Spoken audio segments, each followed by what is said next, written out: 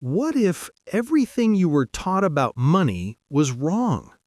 What if the way you work, the way you save, the way you think about wealth was intentionally designed to keep you stuck in the same place? Because the truth is, the rich don't play the same game you're playing. They operate by a different set of rules, rules that are never taught in school, never shown in public, and rarely spoken out loud. But today, those rules are no longer hidden. This is the Billionaire Playbook. 10 money secrets the rich will never teach you. Not because you can't learn them, but because if you did, the system would no longer control you. Let's begin. Chapter 1. Money doesn't come from work. Most people believe money is earned by working hard, but billionaires know money is earned by owning assets. Employees trade time for money. Rich people trade ideas, systems, and leverage for money. The poor work for money. The middle class save money. The rich make money work for them. Example: when Steve Jobs slept on the floor of his friend's dorm room, he wasn't trying to earn more money. He was building a valuable asset. Apple. Key lesson: stop asking, how can I earn more? Start asking, what can I build or own that earns for me? Chapter 2. The rich play long-term games. The poor chase immediate results. The rich chase compounding results. Compounding is the most powerful force in wealth. Example: Amazon did not make profit for the first 7 years.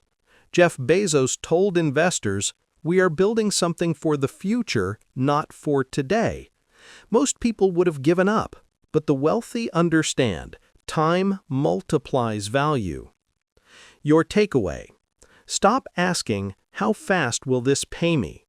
Start asking, if I commit to this for 10 years, what will it become? Real wealth is slow, stable, and unstoppable. Chapter 3. The rich save power, not money. Saving money won't make you wealthy. Inflation is eating your savings every single day. The wealthy don't save money. They save relationships, trust, access, social capital.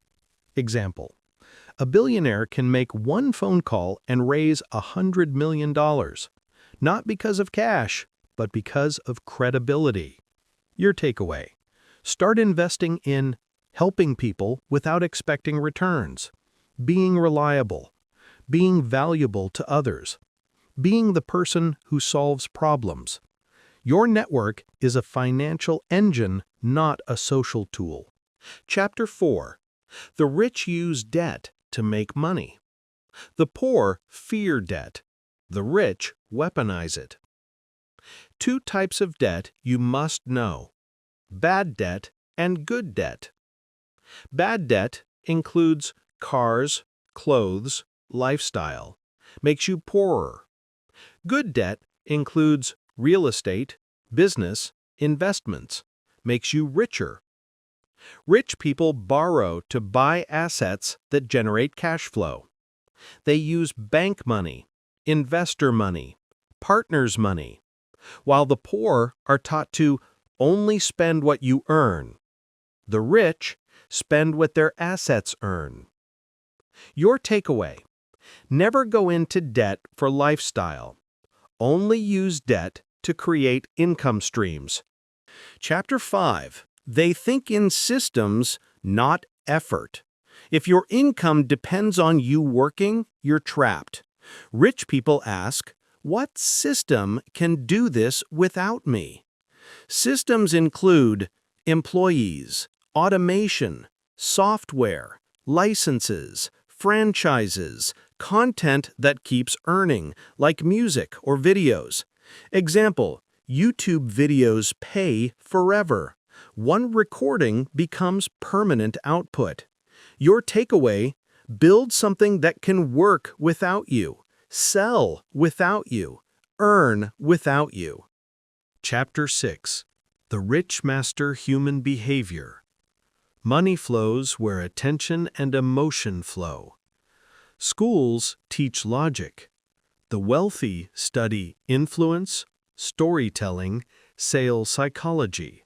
Because people don't make rational decisions. They make emotional decisions justified by logic. Your takeaway: if you learn to persuade, communicate, sell, influence, you will never be broke again. Chapter 7. They let assets buy luxury. When average people get paid, they buy liabilities. When wealthy people get paid, they buy assets and then let the profit buy luxury. Rule: if it doesn't make you money, you can't afford it yet. Your takeaway: before buying a new phone, a new shoe, a vacation, ask, do I already own something that pays for this? If no, wait. Build the asset first. Chapter 8. Time is their highest currency. Time is the only currency every human receives in equal measure. Rich or poor, powerful or unknown, every person wakes up with 24 hours. The difference is not in how much we are given. The difference is in how we spend it. Most people treat time as if it is infinite. They waste it on distractions, gossip, scrolling, entertainment with no purpose. They allow others to control their attention and therefore control their destiny. But the wealthy see time the way a warrior sees a sword, as the most valuable weapon they possess. They ask themselves, is this conversation necessary? Is this task driving me forward? Is this worth my future? And if the answer is no, they walk away without hesitation. Rich people don't pride themselves on doing everything. They pride themselves on doing only what matters. They hire help, automate routine, delegate repetitive tasks, invest money to save time, not just to make more of it. Because they know money lost can be recovered. Time lost is gone forever. Your practical shift: you must begin to protect your time with the same intensity you protect your life. Ask yourself daily, what am I doing today that my future self will thank me for? Your life changes the moment you stop trading time for nothing and start trading time for legacy. Chapter 9. They learn every day. When school ends for most people, learning ends, and so does growth. But the wealthy never stop learning. They know that the world is constantly changing and that the mind must evolve to stay valuable. Bill Gates reads 50 books a year. Elon Musk learned rocket engineering from books and mentorship, not a classroom. Warren Buffett reads 5 to 8 hours a day. Mark Cuban says, read every day. Knowledge is the greatest competitive advantage. The wealthy understand a simple truth. Your mind is the machine that prints your money. Upgrade the machine, you upgrade the output. But the poor say, I don't have time to read. Yet they have time to scroll, to binge watch, to gossip, to sleep without purpose, to escape reality instead of building one. The rich don't learn for entertainment. They learn to make better decisions, because one good decision can change your entire life. Your practical shift: you don't need to consume everything. You need to learn a skill that solves a real problem, a field that has economic value, a craft that people are willing to pay for, and then apply the knowledge immediately. Learning only matters when it becomes action. Chapter 10. They're not afraid to be different. Every wealthy person has one trait in common. They were willing to do what others laughed at. The world tells you, stay safe. Don't risk too much. Keep your head down. But safety is where dreams go to die. The wealthy refuse to fit into the mold society built for them. They are comfortable standing alone, being misunderstood, being doubted. When Jeff Bezos left Wall Street to sell books online, they called him stupid. When Elon Musk said electric cars would replace gasoline, they called him crazy. When Oprah said she would own her own network, they said it was impossible. When Messi said he would be the best despite being small, they laughed. History is not written by the agreeable, it is written by the bold. The wealthy understand that, to achieve what others don't, you must be willing to do what others won't. And yes, it comes with criticism, but criticism is the tax for greatness. Your practical shift. Stop asking, will people approve? Will they agree? Start asking, will this move me forward? Is this aligned with who I am becoming? The world rewards the authentic, not the obedient. Reflection. The money game is not about money. Now you know the rules they never wanted to teach you. You see now, wealth is not luck.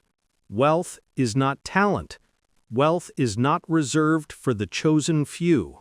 Wealth is a skill set, a mindset, a strategy. But knowledge means nothing without courage. The courage to start, the courage to change, the courage to keep going when no one understands what you're building. Because your journey will be lonely at times. Your growth will confuse people. Your ambition will intimidate those who gave up on theirs. But listen closely. The moment you stop living for approval and start living for purpose, the world will shift around you. So today is not just another day. It is the day you choose. Ownership over wages, purpose over comfort, legacy over excuses. The future does not belong to the lucky. It belongs to the relentless. And now it belongs to you. Subscribe to Facts App for more inspirational posts like this.